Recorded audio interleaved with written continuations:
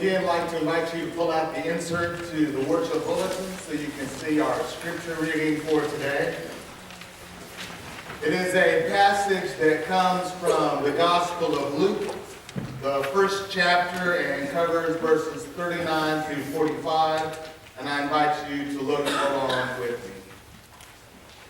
In those days, Mary set out and went with haste to a Judean town in the hill country, where she entered the house of Zechariah and greeted Elizabeth.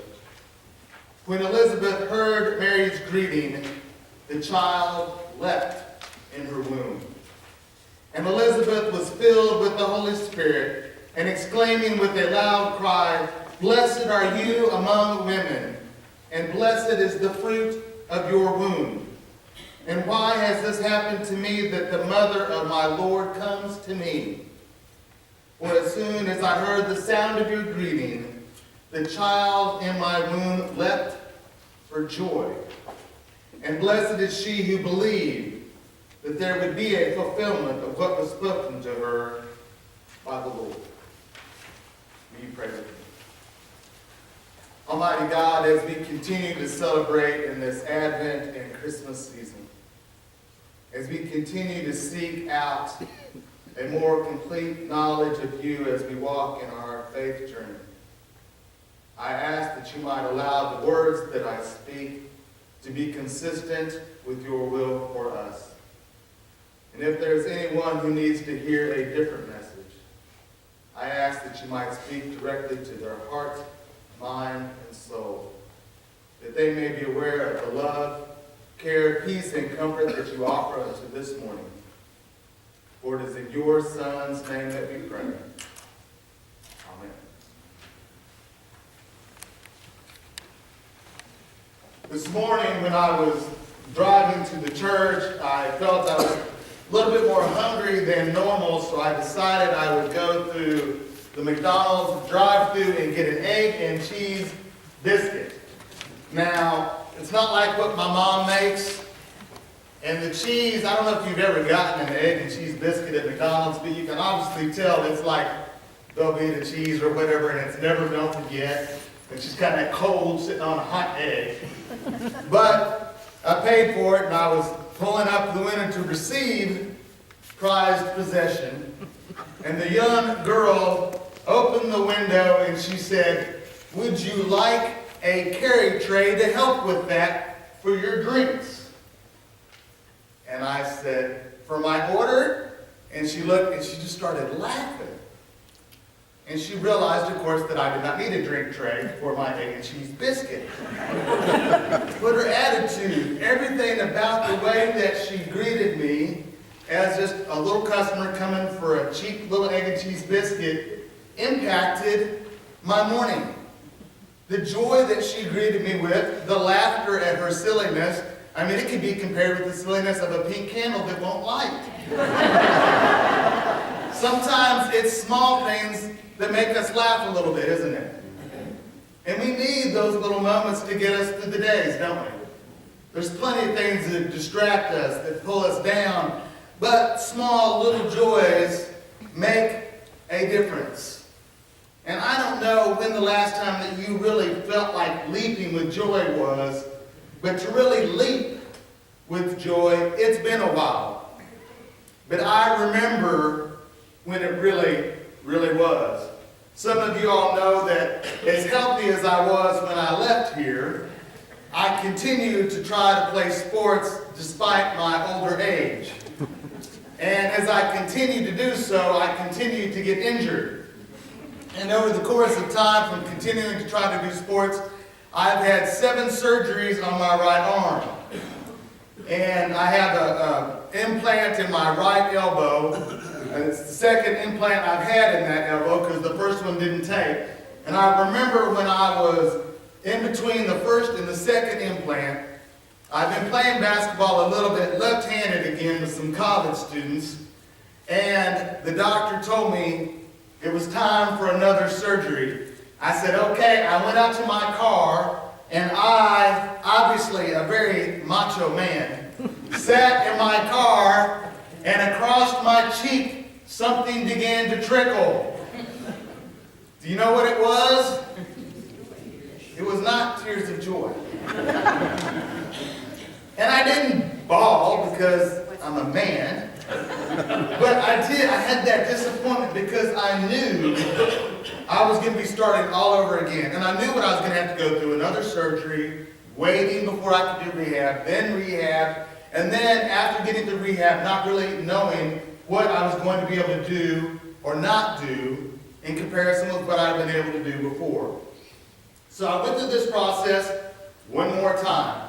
And they also, this particular time, did a surgery on my wrist as well.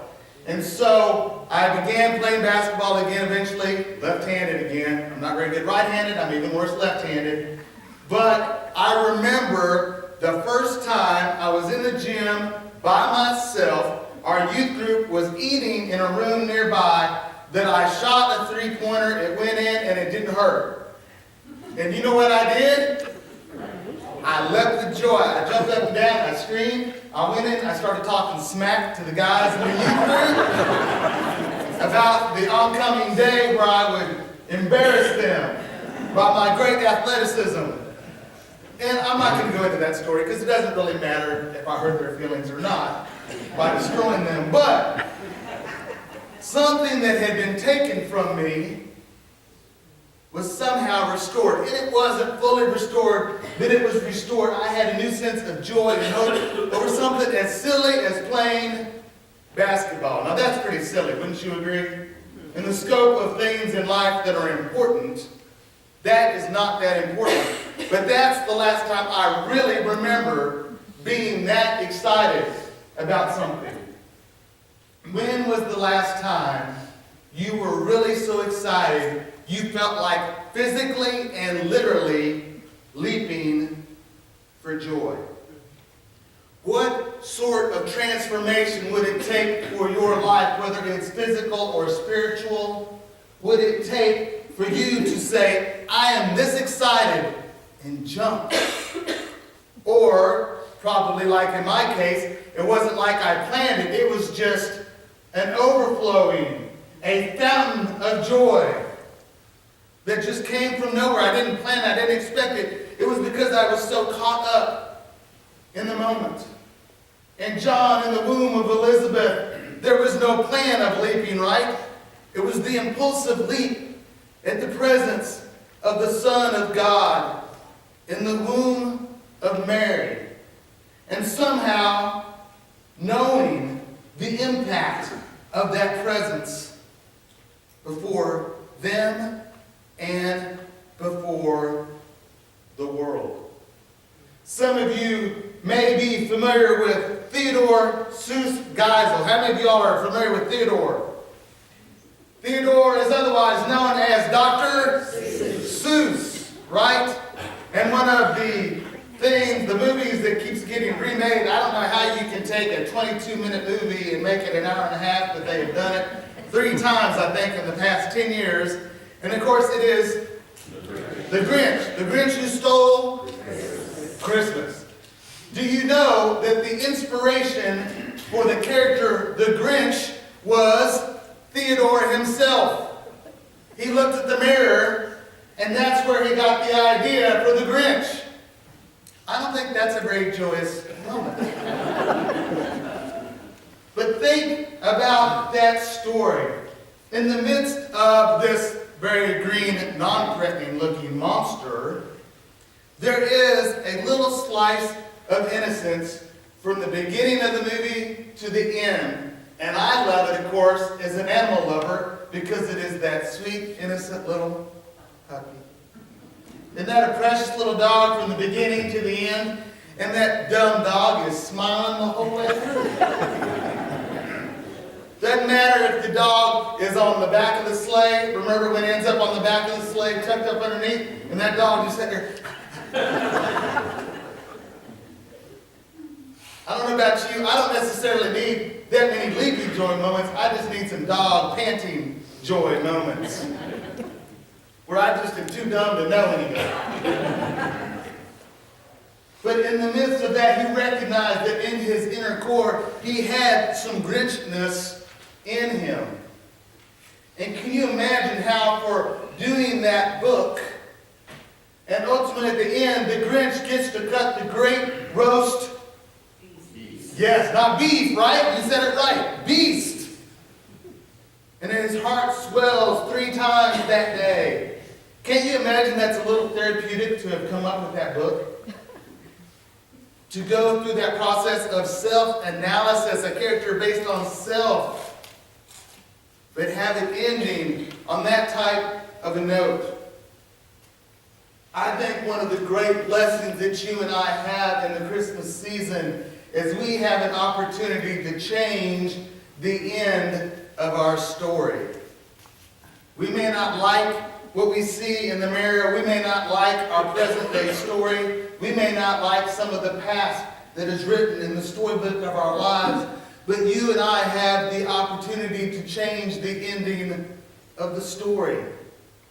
You and I have the opportunity, out of the mess that we sometimes make our lives, to change that ending in a way where we can look at our final breath day and say, we are at peace with the life that we have lived.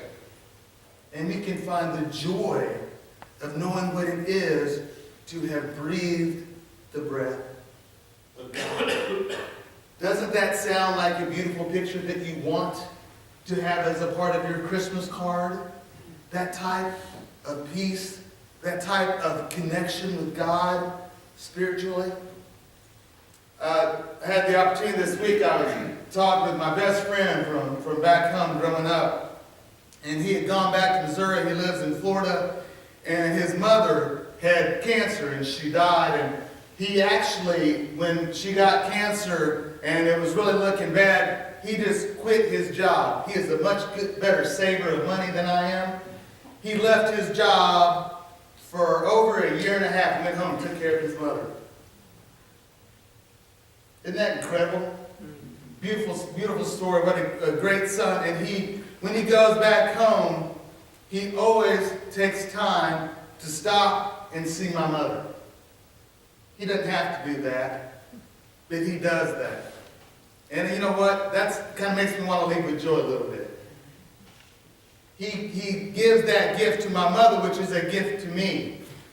And so we were talking, I think he had done that maybe on Tuesday or Wednesday. And on Thursday, I was out eating at a restaurant, and I was thinking about that.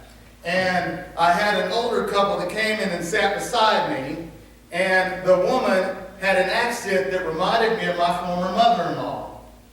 And I was thinking about Jay's good gesture to me, and that that kind of reminiscence thing of my mother-in-law. And so I bought their dinner for them without them knowing.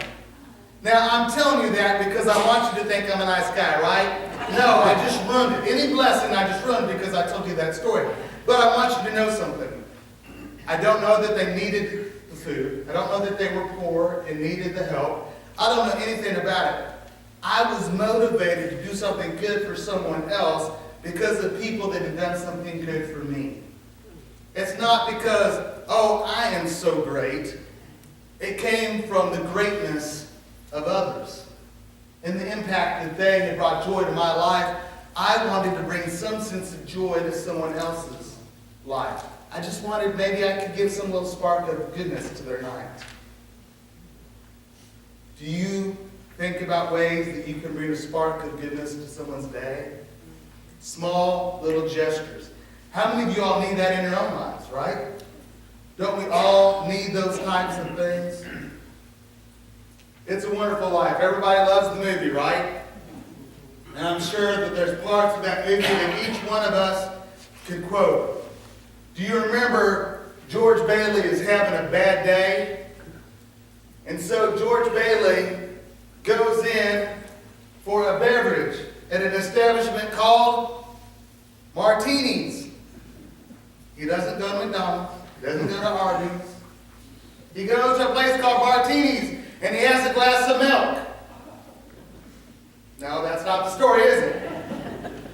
He has a little alcohol, and in the midst of that, he pauses and he prays to God. Do you remember that part of the movie? He prays to God, "Dear Father in heaven, show me the way.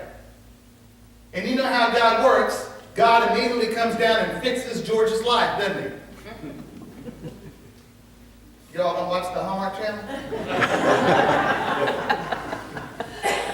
George goes out to his vehicle, and after having some drink, immediately takes his vehicle and crashes into a tree.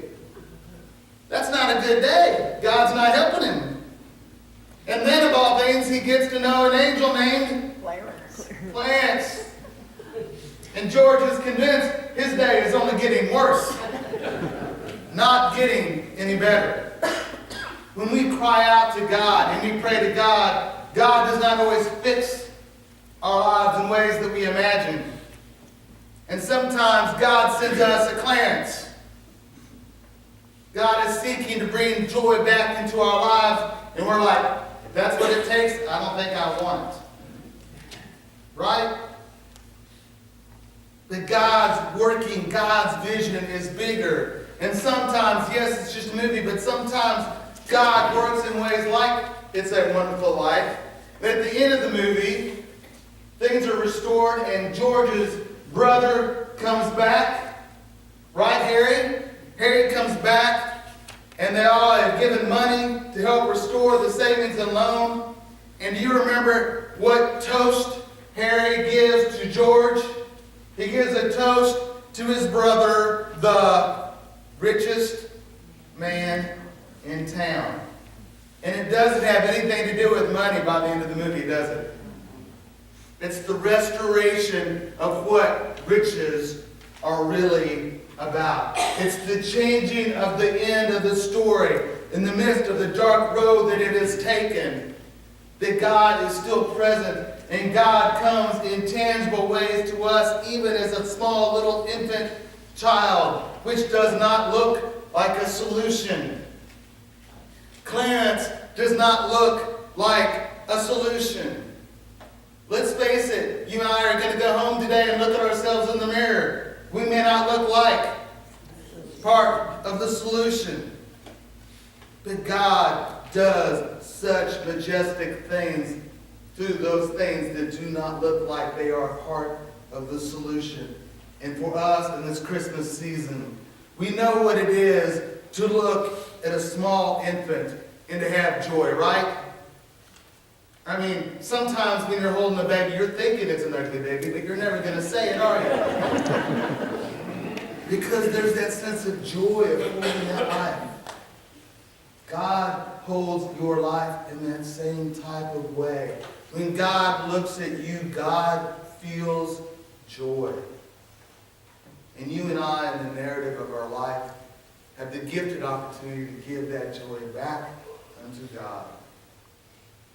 May our joy truly spring forth like a fountain so other people can see it, even when we're not trying to let them see it.